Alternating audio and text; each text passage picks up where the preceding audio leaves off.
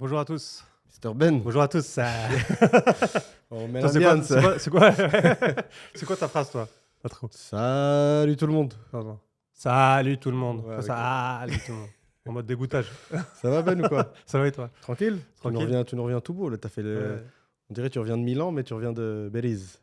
Parigi. J'ai copié, collé le style de quelqu'un. Sans faire exprès. Franchement, ça... Ah, mais Après, je suis pas neutre dans cette histoire, donc je vais dire que ça me plaît forcément. faut juste J'aime bien. que je retape un peu la muscu parce que. Voilà. Non, ça va, c'est le beat qui a pris les épaules. Elles sont... Ouais, non, le but, ça va. J'ai perdu par rapport à. C'est la France. au Ramadan. C'est le stress. Bizarrement, le ramadan, ça fait grossir le ventre, bizarrement. Ouais, parce que trop de sucreries, tu manges Parce à toute heure. on mange le soir. Ouais. Et après, des fois, on fait un deuxième repas le soir. Donc, en fait, ils disent qu'il faut dormir 3 heures après avoir mangé. Donc, pour permettre une bonne digestion, etc.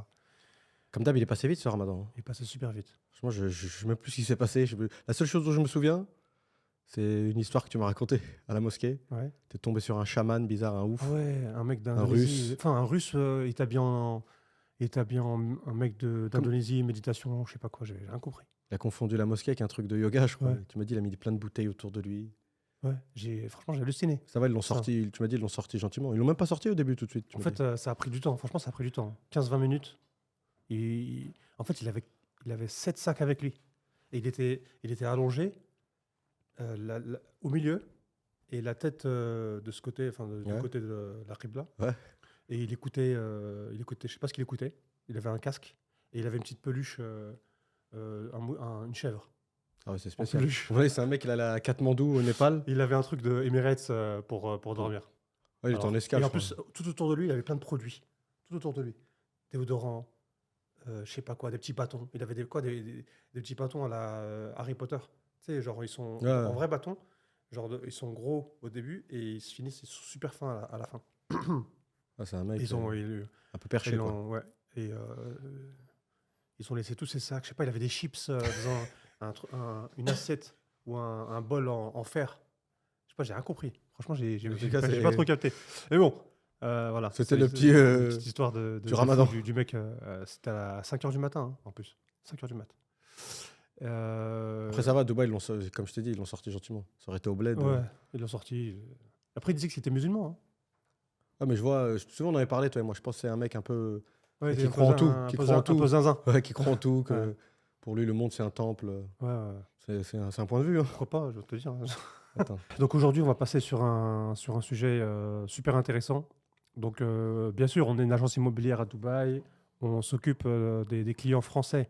On est niche. On est sur une niche. Donc, double niche. Première niche, c'est l'immobilier. 3 niches, en fait. La première, c'est l'immobilier. Deuxième, c'est le neuf. On fait que du neuf. Donc, que du neuf sur plan. Et la troisième niche, ben, on fait que les Français. Pour l'instant. Donc, 3 niches. Niche, comme on dit. Niche Ok. market. Ouais. Et donc, on s'occupe des clients français. Si vous êtes intéressé pour acheter un appartement à Dubaï, et vous aimez l'équipe, vous aimez les vlogs, vous aimez le truc. Et donc, voilà, si vous nous aimez, si vous aimez ce que vous voyez, et si vous avez des conseils pour nous aider à vous montrer, en fait, suivez-nous et envoyez-nous sur YouTube. On est là pour accepter. On accepte tous les commentaires, toutes les comment on dit les Critique constructive. constructives. Putain, je l'avais dans la tête. Ouais. Alors, j'aime bien parce qu'il finit mes phrases. Donc, mais avant de commencer, en fait, il y a un sujet qui me tient à cœur et c'est le sujet qu'on va aborder aujourd'hui. C'est est-ce que l'intelligence est liée au portefeuille? Donc, ça veut dire que est-ce que parce qu'on est intelligent, qu'on est riche? Et vice versa. Et vice versa. Parce que tous les riches sont Est-ce que, intelligents. et est-ce que tous les pauvres sont cons? Donc, ça, Ouais.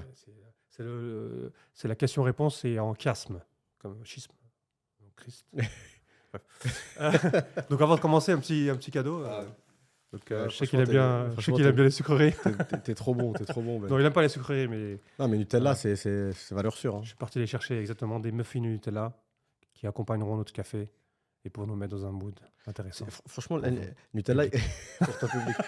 Nutella, c'est ouf. Hein. Tu le mets avec n'importe quoi. C'est huile de palme, en fait, c'est ça qu'on aime bien. Ouais, c'est incroyable. Ça. Allez, bismillah. Merci, Ben. Pas de problème. Cheers, Mike. Ok. Le petit féca. C'est vrai que le café il est assez puissant. Ouais, ouais. En T'en plus, prends moi, un j'ai pris un 100% Arabica avant de venir. Je peux dire que je suis scotché là. Ah ouais. Et bah, pour entamer je vais démarrer, pourquoi pas. Je sais pas, je pense que Ben, il a eu cette réflexion. Le connaissant, je pense savoir pourquoi. C'est que de par notre travail, et en plus, Ben, il a pas mal de potes, tu vois, hors immobilier, c'est souvent des mecs de l'e-commerce. Parce qu'il a je ne trahis pas un secret, Ben, il a fait beaucoup d'e-commerce, donc il est resté en contact avec plein de gars de ce milieu-là. Et c'est vrai que tu vois des mecs. Après, on aurait même pu rajouter un deuxième volet, c'est est-ce que maintenant la richesse est liée à l'âge et à l'expérience? Et je pense qu'on va vite voir que dans certains cas, pas du tout. Bref. Et pour revenir à ce que je disais, Ben, de par ses fréquentations, et il a vu que des mecs qui n'étaient pas forcément les plus fut-fut, bah, pour le coup, financièrement parlant, c'est eux qui faisaient des sacrés coups, quoi. Et donc c'est vrai que parfois, si tu dépasses après le côté frustration et tout, tu essayes d'avoir un regard sage dessus et prendre du recul et essayer de comprendre la situation, tu te poses effectivement la question que Ben s'est posée, c'est-à-dire est-ce que l'intelligence est récompensée? Est-ce que les études sont récompensées de nos jours, etc. Vaste question. C'est quoi ton avis, Ben? Déjà, moi, je pense que d'abord, il faut analyser ce qu'on connaît. Et ce qu'on connaît, c'est nous. Mm. Donc, moi, je peux analyser ma situation. Pour info, j'ai fait un master International Business à Cambridge, en Angleterre. J'ai fait un bachelor aussi International Management. Diplômé Et j'ai fait un UIT technique de commercialisation en France. Donc, 2 années de technique de co, 1 année de bachelor et 2 ans de master. Donc voilà, j'ai été au maximum qu'on peut être. Après, au pire, si on veut aller plus loin dans les études, c'est doctorat. Ouais, Il y a pas, c'est 5, 7. Tu vois. Donc, comme ça ne m'intéresse pas d'être docteur, et je pense que les docteurs, ils ont fait le serment de, comme dirait notre ami, c'est signature. voilà. Euh, je pense que j'ai connu des gens qui ont été à l'école, qui ont étudié, qui ont des bonnes notes, qui ont un diplôme, qui ont des beaux diplômes, etc. Moi, j'ai tout de suite travaillé en Angleterre. J'étais consultant en recrutement. En fait, je recrutais des banquiers au Luxembourg, basés à Londres. Donc, j'étais basé à Londres et j'appelais des banquiers, etc. C'est un beau démarrage. C'est un beau démarrage. Mais à la base, c'est à Londres. À Londres, c'est pas un métier. À l'époque, en 2008-2007, c'était pas un métier qui demandait des diplômes. C'était qui demandait de la vente commerciale. Ouais, C'était du comme bagou, l'immobilier. quoi, du bagou. Voilà. Et j'avais aussi fait passer un entretien chez Foxtons. C'était en 2007. C'est la plus grosse agence immobilière à Londres. Ils avaient tous des Aston Martin. Mini Cooper. Mini Cooper, merde. Ça aurait Aston été trop beau. Martin, psychopathe. Aston Martin. Audi. Mini Cooper. Non, Mini Mini Cooper. Qu'est-ce que j'ai Et, C'est le Nutella. et du coup, en C'est plus, comme attends, l'huile de attends. palme, elle a commencé à monter dans le cerveau. Je me souviens, tu m'avais dit, parce que ça m'avait marqué ça. Tu m'avais dit, c'est la première fois que j'entendais ça, ça date, hein, c'est vieux pour vous dire qu'on est des anciens. Tu étais parti à l'entretien chez Foxtone, donc la fameuse grosse agence. Et en fait, l'entretien, il avait commencé dès la salle d'attente. C'était pas un truc comme ça, une petite En fait, arnaque? ouais. En fait, c'est un entretien, c'est pas vraiment un entretien, bon, tu mets, il y a ton nom et ton prénom. Et en gros, tu avais ton nom, ton prénom, et en gros, ça s'était marqué, genre, tu étais là pour l'interview, avec ton nom et ton prénom. Et tout le monde avait ça. Il y avait une 40aine de personnes qui avaient la même chose. Et en fait, ton métier, c'était de interact avec les gens. Et donc, tu avais des recruteurs qui étaient là, qui écoutaient les conversations, qui venaient te poser des questions quand tu étais libre, qui tournaient en C'est rond. un délire, hein. Ouais. Et ensuite, à la fin, ce qui a dû se passer, j'imagine, c'est qu'ils ont choisi les personnes avec qui ils voulaient travailler, quoi. Ouais, les meilleurs communicants ou ceux qui étaient Et le plus à malheureusement, l'aise. j'étais pas dans ce coup-là. Sinon, j'aurais commencé l'immobilier en 2007. À Londres en plus, À Londres. tu nous aurais vendu quelques immeubles au Qatari. Ah, On aurait été bien là. putain, en fait, à Londres, là, j'avais un collègue. J'ai bossé pour une grosse structure à Londres, hein, dans le quartier financier. C'était Cannon Street. Cannon Street Station. C'est la Circle Line, c'est la ligne rouge de métro. Et j'avais un des collègues, en fait, c'était comme Wolf of Wall Street. C'était un gros open space, gigantesque comme ça, je sais pas combien de mètres. Et en fait, on recevait les emails tout de suite de beaucoup de choses. Il y avait des emails de tous les groupes. Il y avait beaucoup de groupes, il y avait beaucoup de mini-sociétés dans la société. Ok. Parce qu'en fait, nous, on était spécialisés dans le recrutement de banquiers au Luxembourg, mais il y avait d'autres sociétés qui s'occupaient du recrutement de, je sais pas moi, de plombiers, par exemple, de recrutement de tous les trucs, tous Ouais. les recrutements, finances, d'autres secteurs financiers, etc., comptables. Donc, il y avait beaucoup de mini-structures. Et à un moment, j'ai reçu un email. C'est un Anglais, en fait. Je crois qu'il avait 24 ans ou 21 ans. Comme ça, un Anglais, 21 ans, 24 ans. Et il a envoyé un email de la maison qu'il a achetée. Ça, c'était en 2007. Il avait acheté une gigantesque baraque à Londres. Et ça coûtait des millions. Et franchement, j'étais choqué. Je veux ça, je veux la même chose. Ah, ça motive pour le coup. Et j'ai vraiment cru que j'allais l'avoir. Parce que je bossais en fait, 7 h du matin, je me réveillais. Donc, il fallait arriver à 8 h. De 8 h. Et des fois, je quittais à 11 h du soir. C'est une vraie journée, ça. J'ai vraiment cru que j'allais l'avoir. Et même ma patronne, tout le monde, toute l'équipe, ils pensaient vraiment que j'étais bon et tout. Mais franchement, c'est trop compliqué. Le recrutement, c'est pire que l'immobilier. Parce que tu deals trop avec les gens, en fait. Tu dois motiver la personne. Déjà premièrement, déjà, il n'y avait pas de LinkedIn à l'époque. Maintenant, tu as LinkedIn. Tu viens, tu cherches, je sais pas moi, un banquier privé qui parle telle langue, qui sait maîtriser tel logiciel, etc., qui a de l'expérience, 5, 6 ans, 7 ans d'expérience. Maintenant, tu peux le trouver sur LinkedIn. Mais avant, bah, c'était du cold calling. C'était en fait trouver des solutions pour passer la barrière de la secrétaire et arriver directement à la personne qui recrute. Donc franchement, C'est une bonne école. C'était un challenge, ouais.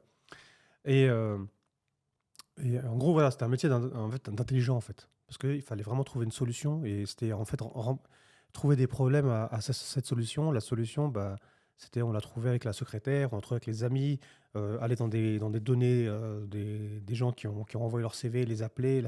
C'était vraiment un challenge. Ouais. Regarde, mais tu viens de dire que c'est un boulot d'intelligent.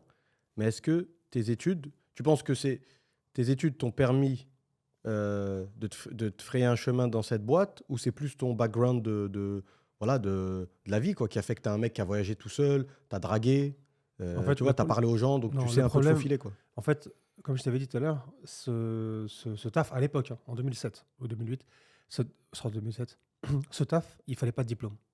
Il fallait juste être un vendeur commercial. Et ils le savent. Pas de diplôme. Pas besoin. Ok. Et en Angleterre, généralement, tous les tafs, à l'époque, hein, Hmm. pas besoin de diplôme. Agent immobilier, tout ce que tu veux. Quasiment, même si tu veux être, à l'époque, si tu voulais être pas banquier privé, mais sales trader dans la banque, pas vraiment besoin de diplôme. Bon, si tu veux être dans une vraie, donc Ouais. CMX, etc., des vrais traders certifiés, etc., il fallait passer un examen. Faire un training spécial pour ça. Mais par contre, si tu voulais, comme moi, l'immobilier ou le consultant en recrutement, pas de diplôme, rien du tout, c'est juste le bagou. Et moi, en fait, malheureusement, le fait d'avoir mon master, ça m'a causé beaucoup de problèmes. Donc pour info, qu'est-ce que j'ai fait? Je reconnais, maintenant je peux le dire, parce que c'est fini, ça fait plus de 10 ans. J'ai viré, sur mon CV, j'ai viré les 2 ans de master. Et j'ai mis 2 ans d'expérience en tant que vendeur pour une société en France. Truc. Comme ils ne pouvaient pas vérifier, parce que les Anglais ne parlent pas en français, donc, voilà, et les Français ne parlent pas anglais non plus, à la base, à l'époque, en 2007, j'ai été pris. Donc, Par contre, j'ai dû vendre comme un malade. J'ai dû me vendre comme un malade. J'ai reçu au moins, je sais pas, j'ai vu pas mal de monde dans cette boîte. 5 personnes, mais ils m'ont dit oui tout de suite après. Genre, j'ai fait 3 heures d'entretien et ils m'ont pris tout de suite. c'est dingue, tu as fait le contraire que certaines personnes font, c'est-à-dire tu as retiré, tu t'es sous-diplômé. C'est fou, Et en fait, à l'époque, en 2007, je recevais plein d'appels. Dès que j'ai fait ça, moi, je savais pas, tu vois. Au début, j'avais des petits entretiens par-ci par-là, mais c'était pas terrible, vraiment pas terrible. Mais dès que j'ai enlevé les 2 années de master et j'ai laissé le bachelor, laisse tomber. Les appels, 9 h du matin, ça commençait à appeler et ça finissait jusqu'à 17 h. Et entre-temps, j'avais plein d'entretiens partout. Et au bout d'un moment, je connais à prendre. Tu sais, en plus, on est des Français. Surtout, on commence à se la péter. On est connu pour ça. Putain, je commençais à me la péter. Ouais, genre, J'allais au c'est une entretien, grosse moi, c'est 3 000 €, 4 000 € tout de suite, pas besoin. 4 000 €, tu n'as rien à montrer. T'as 2 ans d'expérience. Et encore, s'ils savaient, j'avais 0 d'expérience. Mais tu as 2 ans d'expérience en tant que commercial. Comment tu veux demander 3 4 000 €, etc. Moi, je dis, moi, c'est comme ça. Et en fait, même quand je travaillais, j'ai fait 3 4 mois, j'avais encore des appels, des entretiens et tout. Ah, comme quoi que ça a été un game changer. Ouais. Tu as retiré, tu as mis de l'expérience. C'est Et ça donc, ce que j'ai fait, c'est que au bout du 4e mois, j'ai fait jouer la concurrence. Et comme j'apprends vite et comme je passais beaucoup d'heures, tu vois, de 8 h du matin à 10 h, 21 h le soir, 4 mois, ça m'a suffi pour vraiment connaître tous les us et coutumes et les tenants et aboutissants du métier. Donc, ce que j'ai fait, je me suis dit, bon, comme j'ai rien à perdre, j'ai postulé comme manager donc de consultant en recrutement, et j'ai une société qui voulait me prendre. À l'époque, c'était 25 000 pounds de salaire, 25 000 livres de salaire. C'était un vrai gros Ouais, truc, tu vois. t'étais jeune en plus. Et juste avant, j'étais pris, je touchais 1700 pounds. À l'époque, hein, bon, le pound, il était à 6, je crois. C'est là où Gordon. Non, comment ça s'appelait la boîte c'est vrai, Les c'est vrai, prémices. c'est vrai. Lehman Brothers. Non, pas les Man Brothers, ta boîte à toi que tu avais commencé à créer à l'époque. Alias Gordon. Alias Gordon. Ouais, c'est vrai, j'ai oublié ça. Tu avais fait une Et sorte de landing page. après bah, j'ai été pris pour être manager, et j'ai pas duré longtemps en fait. J'étais tellement ambitieux que j'ai toujours voulu de toute façon créer une structure. Donc qu'est-ce que j'ai fait? Bah,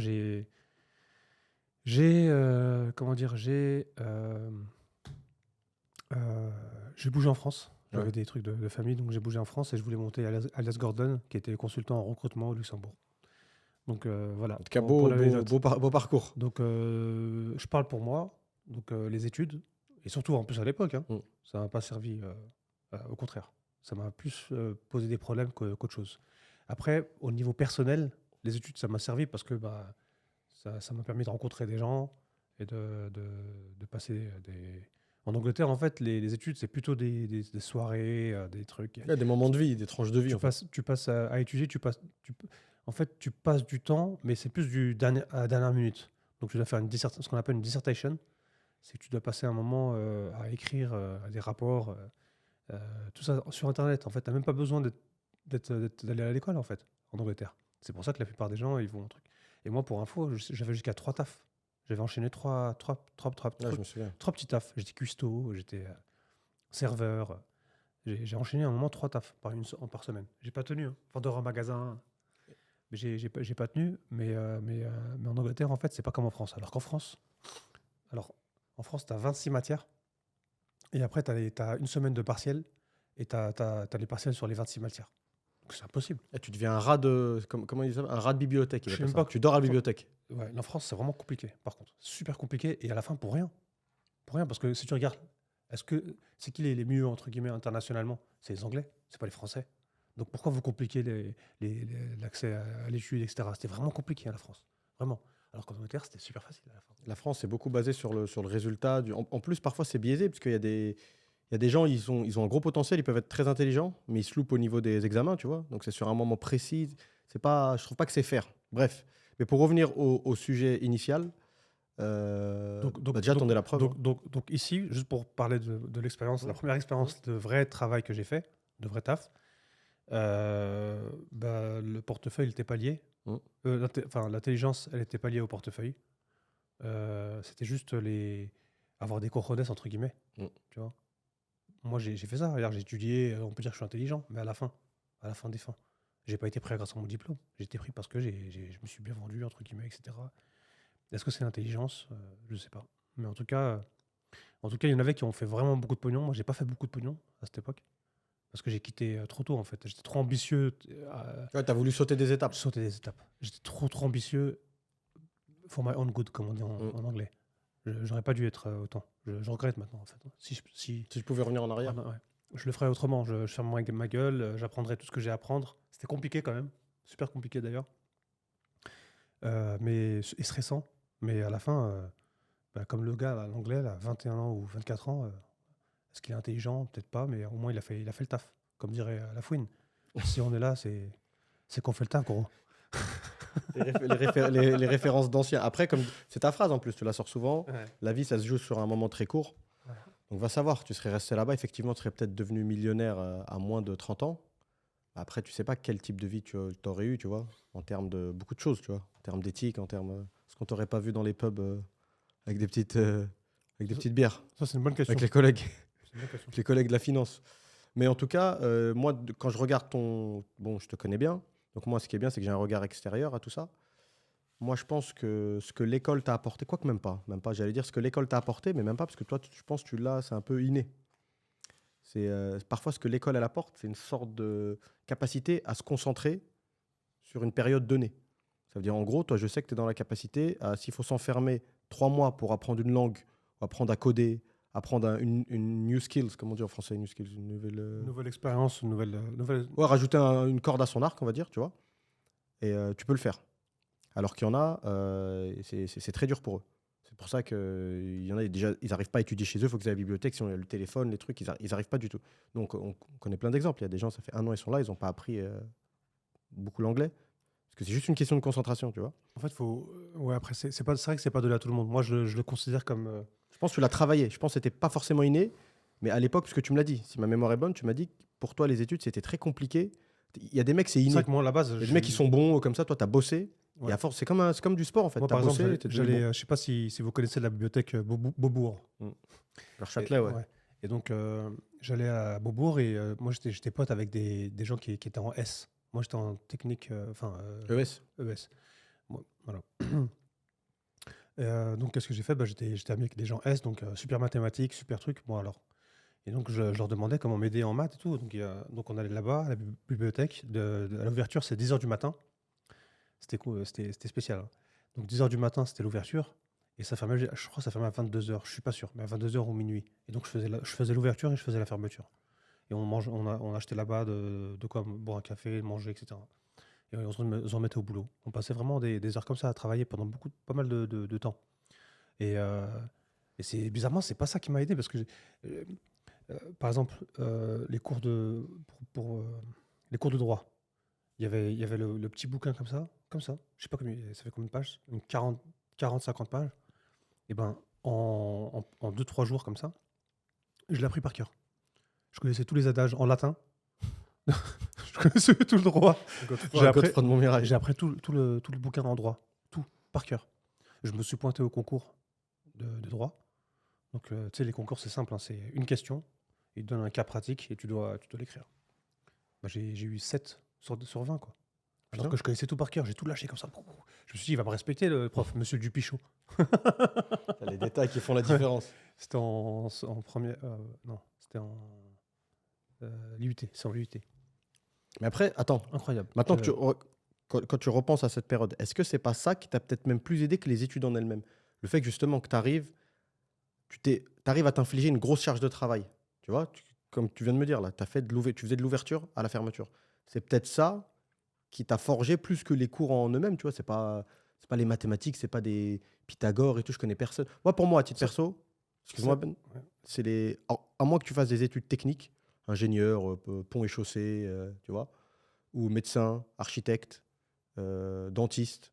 Voilà, où vraiment tes études alliées à des cas pratiques font qu'après, bah, tu as un vrai métier dans les mains, ou même un métier manuel, hein, tu vois, je sais pas moi, le plombier, maçon, peu importe.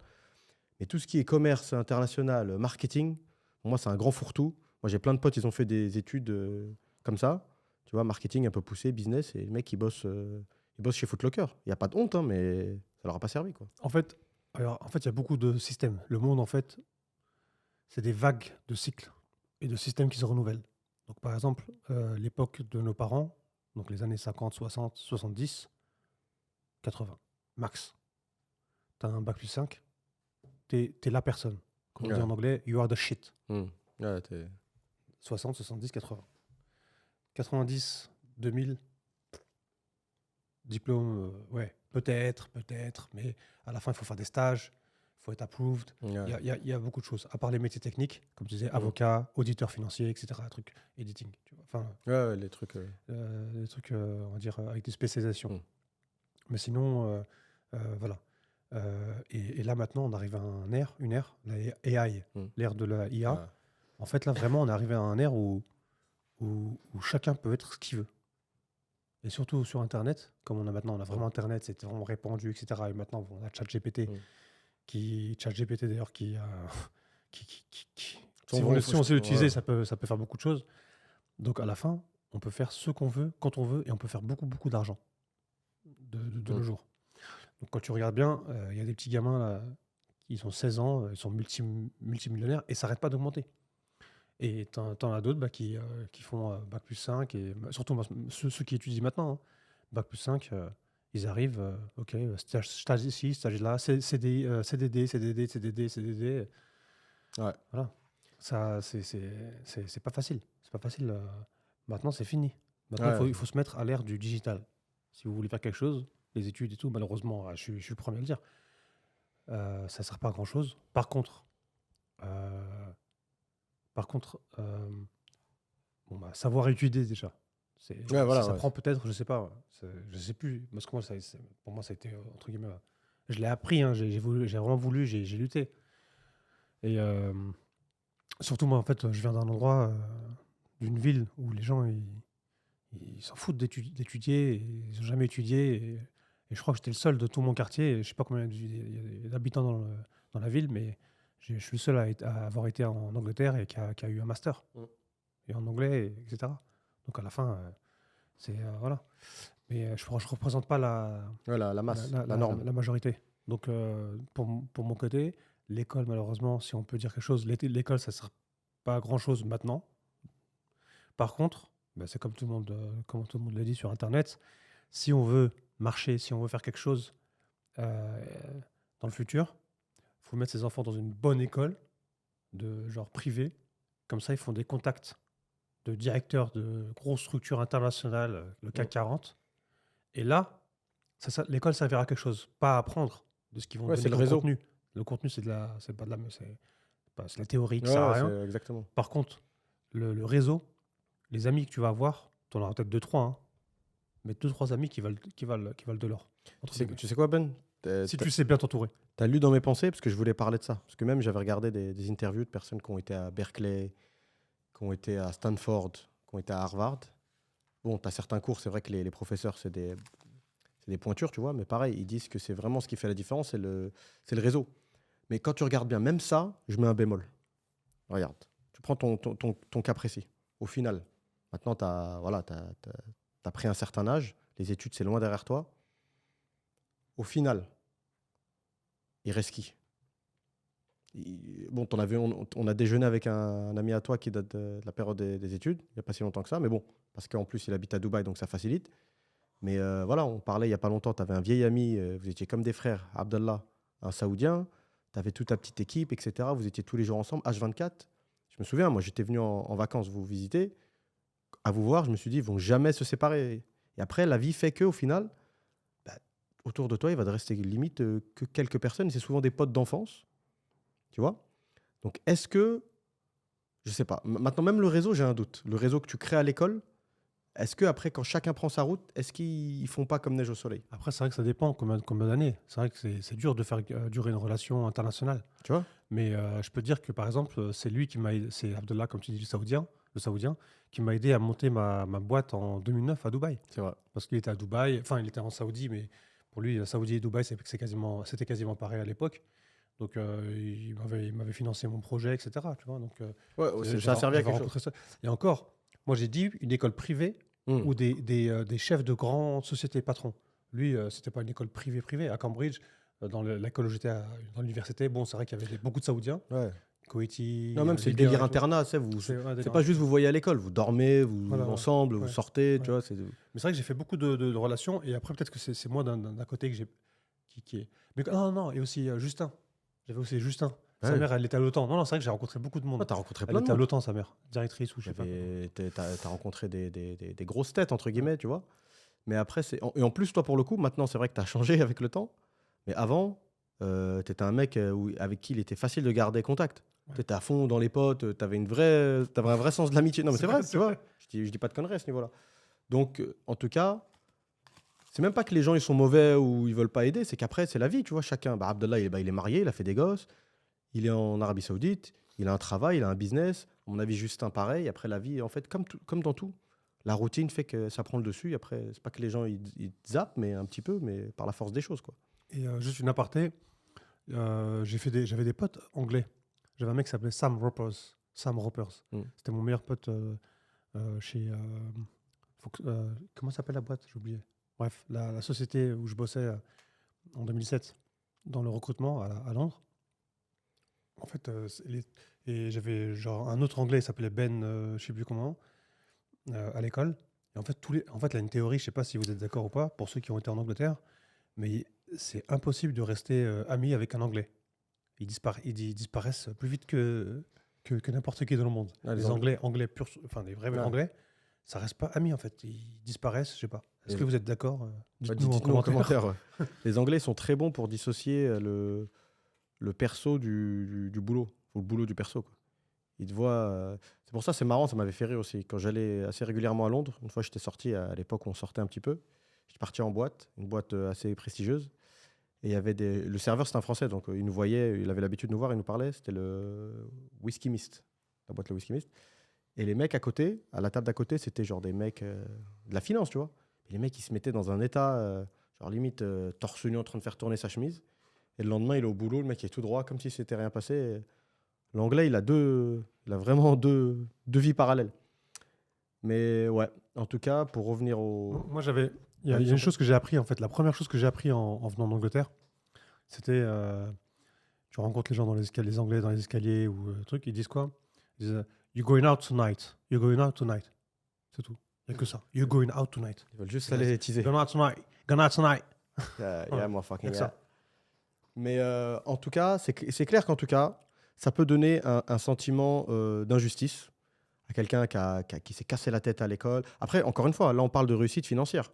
Si vous ne placez pas le curseur, si votre curseur de réussite ou de bien-être, il n'est pas lié à l'argent, tout ce qu'on dit là, je ne vais pas dire que c'est à la poubelle, mais c'est un autre débat. Mais si tu te bases que sur l'argent, c'est clair que, comme a dit Ben, les cartes sont redistribuées. Un petit gamin qui a joué aux jeux vidéo toute sa jeunesse et qui est juste bon. Je pense la réussite maintenant, elle se joue sur plusieurs critères. La détermination, la constance et surtout la visualisation. Tu arrives à visualiser exactement où est-ce que tu veux aller. Et les jeunes, ils sont bons parce je crois qu'ils sont rêveurs, ils y croient vraiment. Quand ils regardent, je sais pas moi, Andrew Tate ou un autre mec, ils vont en Bugatti, jet privé. Le mec, il est sûr qu'il, dans quelques années, tu vois. En plus, avec l'explosion des réseaux sociaux, les mecs, ils ont des rêves beaucoup plus grands, tu vois. Si tu nous demandais, nous, quand on était jeunes, comment on voyait notre réussite sociale, tu vois, c'était pas à ce niveau-là. Eux, le mec, tu peux choper un mec de 17 ans, il va te dire, ouais, bon, je veux la Ferrari Roma avec les sièges de cette couleur. Je veux ça, je veux que ma meuf, elle ressemble à ça. Tu vois, il visualise. C'est vrai ce que tu dis, parce que moi, quand j'avais 20, enfin leur âge, quoi, si on avait accès à Internet et vraiment faire de l'argent, l'e-commerce, ça n'existait pas. Enfin, ça existait, sans doute, je pense sais pas. plus. Mais on aurait pu faire de très très mal. Très très mal. Mais malheureusement, on n'était pas au bon. Non, c'est une question d'époque. Hein. C'est C'est une question d'époque parce que là, tu vois les gars, là, ils ont 20 ans. ils roulent en Porsche. Ils font, tu dis, qu'est-ce qu'ils font? Paris sportif.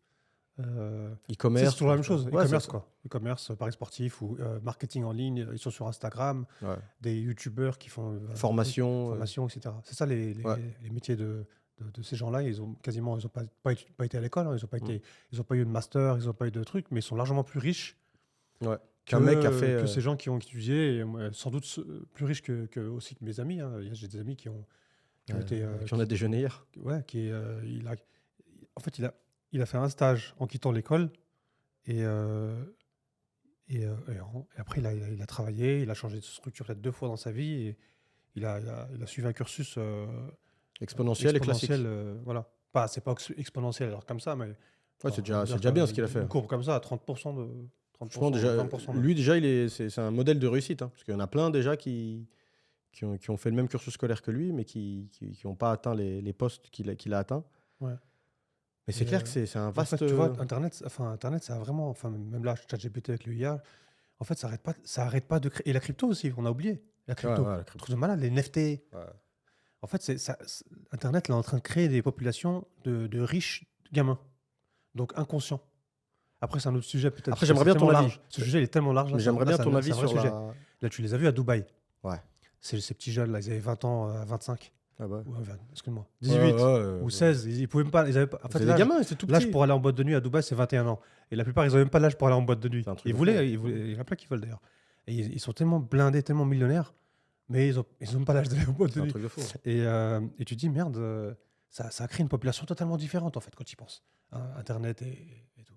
Et à Dubaï, d'ailleurs, il y avait un petit groupe assez secret, on va dire une petite société secrète de ces gamins-là, enfin, ces petits jeunes-là, gamins. Mais et tu les voyais dans les meilleures boîtes de nuit, les meilleurs restaurants, les meilleurs trucs. Et là, comme l'e-commerce, ça a pris une petite claque. On n'en voit plus personne. Ouais, pourquoi? Parce qu'ils sont tous all-in. Ils n'ont pas assez d'expérience, assez de recul. Ils n'ont pas gagné l'argent difficilement. Ils ne sont pas levés peut-être à 8 h du matin. Après, je ne peux pas trop juger. Parce que on aurait peut-être fait la même chose à leur âge. Moi, par exemple, à Londres, j'étais en entretien.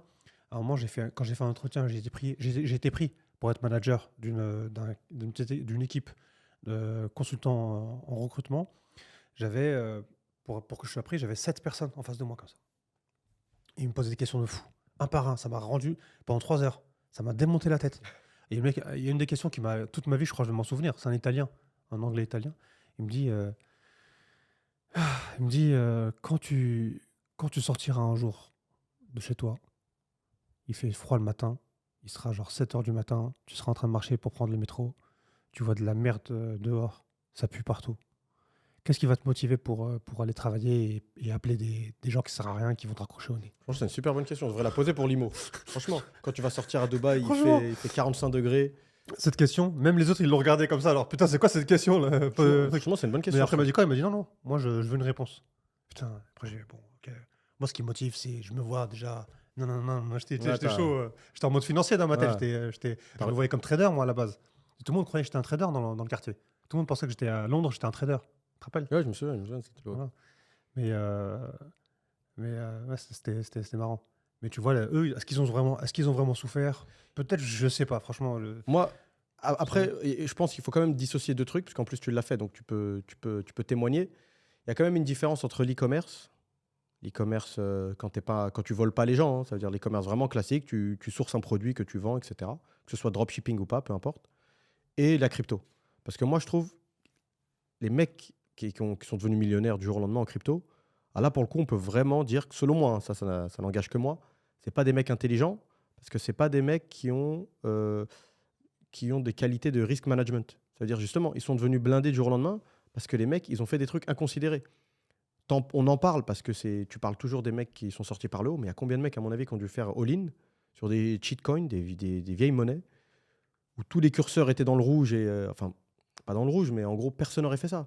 Personne met 100% de son capital sur une monnaie, c'est pas possible. C'est comme, Mais ils ont fait c'est ça. comme c'est comme le mec qui a fait, c'est un Anglais, il a mis 8 000 $ sur Shiba Inu. Et ça, Ouais. c'est sur Internet, Ouais, on peut ouais. voir. C'est un mec, il avait mis 8 000 $ sur Shiba Inu et c'est arrivé, en 2021, c'était arrivé à 5,7 milliards de dollars. T'imagines? Avec 8 000 $. Non, mais je l'avais lu ce truc, mais je crois que le mec il s'était mis all-in. All-in. Donc en gros, on en parle parce que c'est magnifique ce qui lui est arrivé. 5,7 milliards. Mais il aurait pu tout perdre, le mec. Et comme tu dis, c'est vrai, il a fait un truc à la con. Parce à la que con, parce que les 8 gens 000 ils réfléchissent. $, mais qu'est-ce que tu. 8 000, ça fait combien? C'est un gros chiffre, quoi. C'est beaucoup, tu vois, 8 000 $. Le mec, il met tous les mecs qui ont mis tout leur capital, pour moi, c'est des ouf. Après, c'est vrai que quand ça marche, tu retiens que le chiffre final. Mais ça a dû laisser beaucoup de gens sur le carreau. Donc là, on en revient à. Il y en a plein qui ont fait ça. Ils ont mis 8 000 $ sur autre chose et qui. Il y a certains mecs qui sont devenus. Ça fait 30 000 dirhams. Il y a certains mecs qui sont devenus C'est millionnaires, c'est voire un bon milliardaires, salaire. mais qui n'ont pas la matière grise. Franchement, pour le coup, en plus, nous, c'est pas notre genre, nous, de dire ouais, machin, etc. Genre, on n'est pas des haters, on va dire. Mais il y en a certains, c'est vraiment de la chance. Pour moi, la crypto, il y a beaucoup de gens qui sont devenus multimillionnaires, c'est de la chance. E-commerce, c'est du boulot. Tu l'as fait, même si c'est des petits jeunes, ils n'ont pas été à l'école, ils n'ont pas souffert, genre l'usine, les tafs pourris d'étudiants. Mais c'est du boulot, l'e-commerce. Tu vois, il faut quand même se prendre la tête. Il y a une partie créative, faut être, tu vois, c'est pas genre tu laisses tourner, tu es à Bali, tu fais du surf et l'argent il tombe. Souvent dans les débuts. Contrairement à ce qu'ils nous ont fait croire. Voilà, ouais, il y a tout un mythe autour de l'e-commerce. D'ailleurs, même ça, on pourrait dédier un podcast qu'à ça. Et en tout cas, dans les débuts, de ce que Ben m'a raconté, moi, je m'y suis jamais mis autant que Ben pour le coup. C'est un boulot, C'est quand tu regardes bien, c'est limite 6 heures, voire 7 heures par jour. Largement plus. Tu vois? Moi, je Voilà. travaillais quand j'étais dans les commerces. Je suis arrivé à faire des 10 heures du matin, dès que je me réveille, en fait. Dès que j'ouvre l'œil, je me réveille direct, j'ouvre le PC et je commence déjà à faire les trucs. Donc, c'était de 10 heures du matin, ça pouvait aller jusqu'à 2-3 heures du matin. Tu vois? C'est pire qu'un boulot classique, on va dire. Bien pire même. Enchaînement de 7 jours sur 7. Donc même ça, c'est un mythe. Hein. Le mythe du gars qui est au bord de la piscine en Thaïlande. Peut-être après 5 ans, quand le mec il a vraiment des trucs, c'est sur les rails et ça roule tout seul. Tu vois, il a juste à... Tout est bien organisé. Mais dans les lancements, c'est un mythe à déconstruire. Que tu bosses 2 heures par jour et le reste, tu vas faire du surf, tu te fais coacher pour du sport, tu vas en boîte, tu as la belle vie. C'est à vérifier. Ouais, c'est À vérifier. Ouais. du mytho de base. Ouais. Mais ouais, les temps ont changé en tout cas. Les temps ont changé, ça c'est une certitude. Les temps ont changé vraiment. À mon vraiment. avis, ceux qui sont le plus choqués, à mon avis, c'est ceux qui ont 60 ans. Ouais, d'accord. Ceux qui ont 60 ans, ils voient les petits gamins de 16 ans, milliardaires, un truc. Tu te dis, putain, comment il a fait? Bah, il a mis tout ce qu'il avait dans un truc qui a rien à voir dans la Matrix, quoi. Incroyable. Il y a une coin qui s'appelle PP Coin. Elle a fait fois, je sais pas combien, fois 1000. Et là, récemment, là. Alors que tout le monde croit que c'est ouais. Je pensais que c'était fini, moi, Bull Run et compagnie. Tout le monde croit que c'est fini la crypto et tout. Il y a toujours des moyens de se refaire. Mais voilà, ça a quel risque, quoi, tu vois. Il y a 35 minutes. PP Coin and the Incredible Folly of Meme Coins. Attends, qu'est-ce qu'elle a fait? Elle a fait du combien? Je peux voir ce qu'elle a fait. Je crois qu'hier, j'avais vu 1600. Elle a fait x 1600. Tu vois? Tu multiplies x 1600 ton investissement. C'est un truc de fou. Tu aurais mis $8000 dans PP Coin. C'est... Non, franchement, on n'est pas là pour dire si c'est bien ou c'est pas bien. Mais en tout cas, les temps ont changé, c'est une certitude. Alors là, et encore, on est resté en surface. Hein. Si en plus on commence à gratter et tomber sur du OnlyFans et compagnie, parce que ceci, ça représente une frange, on peut vous le dire. Hein. Nous qui sommes à Dubaï, ça représente, et qui voyageons de manière pas régulière, aussi régulière qu'avant, mais on voyage quand même assez souvent, notamment à Bali. Et je peux vous assurer qu'à Bali, dans le quartier de Canggu, il y a une frange, il y a une économie OnlyFans. Ça veut dire qu'il y a des gens, ils ne vivent que de ça. Et ça d'un œil extérieur, ça se voit pas, c'est pas marqué sur leur tête. C'est en analysant. C'est en analysant, en fait. Et en fait, c'est pareil, on revient au sujet des mannequins à Dubaï. Donc, mannequins de quoi? Je crois qu'elles vont bosser pour. il n'y a pas de défilé, il n'y a pas de Fashion Week ici, rien. Pour faire un Fashion Week, elle va gagner quoi? 2000 dirhams, 1000 dirhams. Mais le loyer, il a X. Et tu la vois, elle habite dans un truc de malade et tout. C'est fini, c'est du mytho. Ouais, en fait, voilà, quoi, c'est plutôt OnlyFans et d'autres choses, quoi, qui font les choses. Ouais, mais en tout cas, voilà. Après, je pense. De toute façon, après, le pire, c'est comment on le voit ça à Dubaï. Tu vas à Dubaï Mall, il y a certains jours qu'il y a certains petits coquins. Les petits coquins qui... Les petits coquins, ils vont à Dubaï Mall certains jours, ou Marina Mall, ou il y a quoi comme autre mall de folie comme ça. Et il y a des jours où tu y vas et c'est mieux que... Enfin, tu vois. Ou les salles de sport, moi, même les salles de sport, hein. Tu les vois ces filles-là. Ces filles qui font ce qu'on disait. Ouais, bah, de toute façon, parce qu'en plus, il n'y a pas d'horaire. Tu vas en plein après-midi, elles sont là. Y a pas de... De toute façon, on va conclure. Ça ferait un petit format de 30-40 minutes. Ouais. Donc, Voilà, c'est ça. On fera des petites vidéos plus. Donc, on a une série. On a lancé une série. Ça nous a coûté pas mal d'argent. Une série sur l'immobilier à Dubaï. On a lancé un trailer il y a longtemps pour vous montrer un peu ce qui se passe dans la série. C'est l'histoire de notre vie et à Dubaï, comment on est passé de 0 à plusieurs millions dans l'immobilier. Donc, parlez-en à vos amis. On attend d'arriver à 500 subscribers sur la chaîne. Dès qu'on arrive à 500, ben on va commencer à lâcher les épisodes une fois par semaine. Ouais, donc partagez au max. Et en plus, c'est gratuit. Voilà. Ouais. Au début, on voulait la faire pour Netflix. Mais après, on s'est dit, c'est un travail aussi de la montrer à Netflix, la truc, et on ne sait pas faire. Donc YouTube. Peut-être dans le futur, dans un futur proche. Pour le moment, tout est gratuit pour tout le monde. Donc voilà. Partagez cette chaîne à vos amis et à vos familles, et tous ceux que vous connaissez dans le monde entier. Voilà l'équipe. Passez une bonne journée ou bonne soirée. Peu importe. La magie d'Internet, ça peut être n'importe quand. Salut tout le monde. Ciao. Ciao.